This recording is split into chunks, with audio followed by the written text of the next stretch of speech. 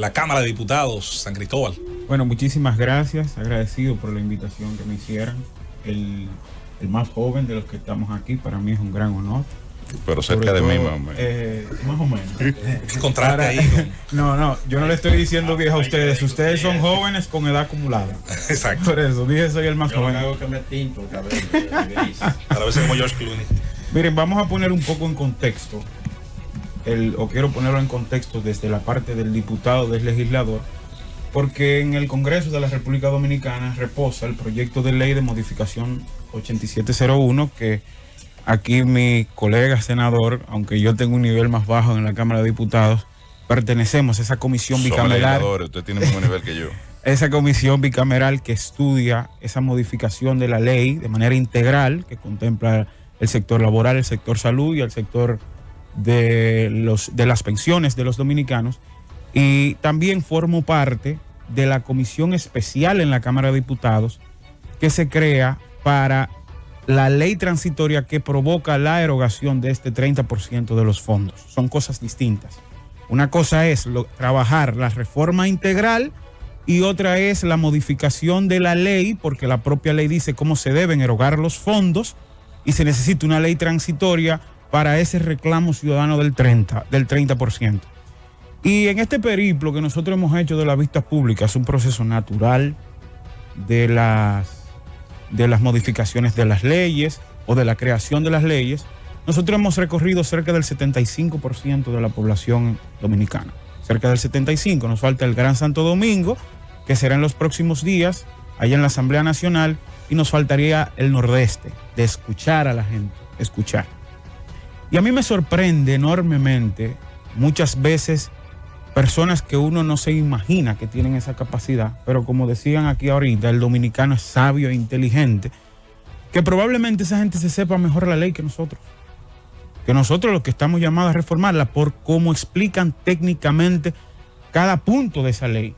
Y yo como joven legislador, de verdad que me siento sorprendido, pero a la vez muy orgulloso de esos ciudadanos dominicanos que van a esas vistas públicas, que parecería muchas veces que desde el Congreso, José debe también sentirlo, se tiene la experiencia o se dice que no se trabaja, pero la verdad es que se trabaja bastante.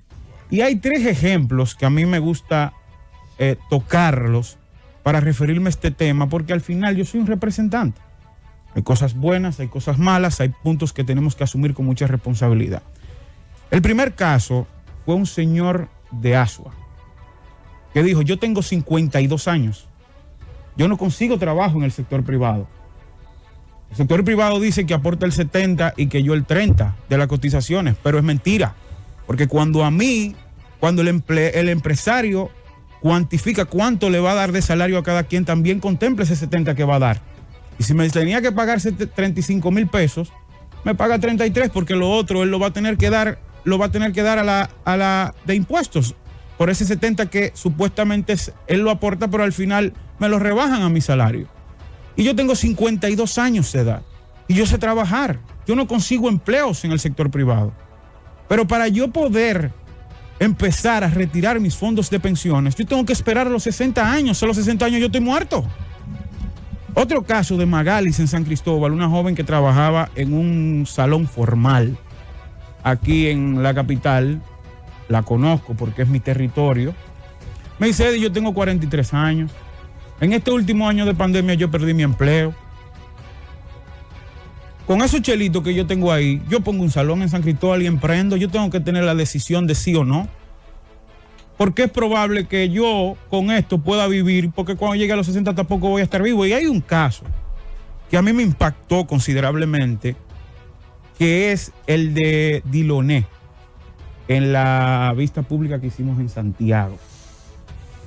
Que Diloné dice, yo lo he escuchado aquí también a mis compañeros de panel decirlo, ¿cómo es posible que el 80% de los ahorros más las ganancias estén en un lugar donde no me genere ningún valor agregado, sino que el pago de eso sean mis propios impuestos? Yo me quedé sorprendido cuando él dice eso y me voy a revisar. Y cuando reviso me doy cuenta que el 80% de esos fondos, de esos 700 y tantos mil de pesos, están entre certificados del Banco Central y bonos de Hacienda en calidad de préstamos, que al final el retorno son los mismos impuestos de no solamente los trabajadores, sino de todos los dominicanos, porque son los que pagan eso. Entonces, esa serie de variables y esos acontecimientos que hemos estado viendo, porque es verdad que hay una parte de la población que sataniza las administradoras de fondos de pensiones, pero ¿cómo es posible que durante 20 años las administradoras de pensiones hayan decidido ahora explicarle a la población hacia dónde va mi dinero, dónde están mis recursos?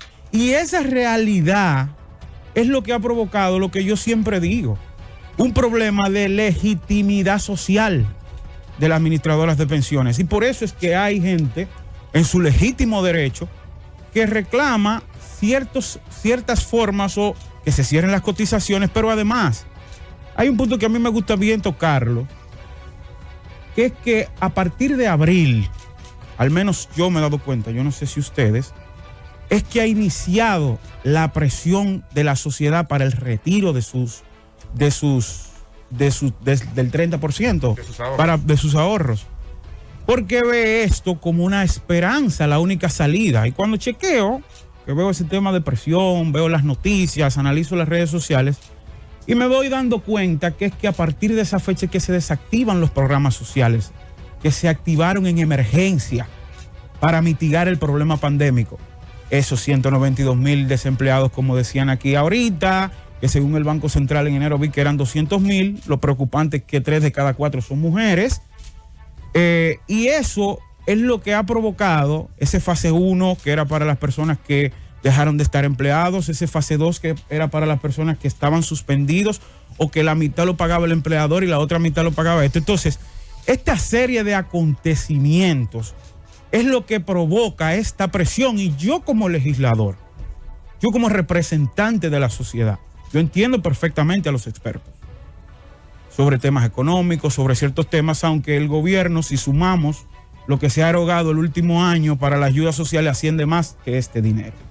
Entonces, esa falta de legitimidad social que han tenido las administradoras de pensiones, que ellos tienen que hacer un mea culpa con la sociedad, esa desactivación de los programas sociales en pandemia, que ayudaban a mitigar el desempleo, que ayudaban a mitigar el alza de los costos de la canasta familiar, eso es lo que ha provocado esta realidad. Entonces, yo como legislador, como representante de la sociedad, que por demás, más de 100 diputados firmaron el proyecto de ley transitorio del 30%, ¿cómo nosotros le decimos que no a un Diloné de Santiago, desempleado? ¿Cómo le decimos que no a una Magalis de San Cristóbal? Pero ¿cómo le decimos que no a Alfredo, de 52 años en San Cristóbal, que tiene que esperar 30 años para poder recibir ese dinero, que va a partir sobre la base de un 23%, como decía Nayib, cuando yo como diputado con un solo periodo, cuando llegue la edad del retiro, voy a empezar con un 30%, y cualquier empleado público en este país, si cumple con 20 años de trabajo y tiene relaciones, va de un 70 a un 100%. Entonces yo creo que eso es injusto. Entonces todo esto es lo que ha provocado el legítimo derecho de la sociedad, como decía el profesor, el artículo 51 de la Constitución sobre propiedad privada, que la gente exija.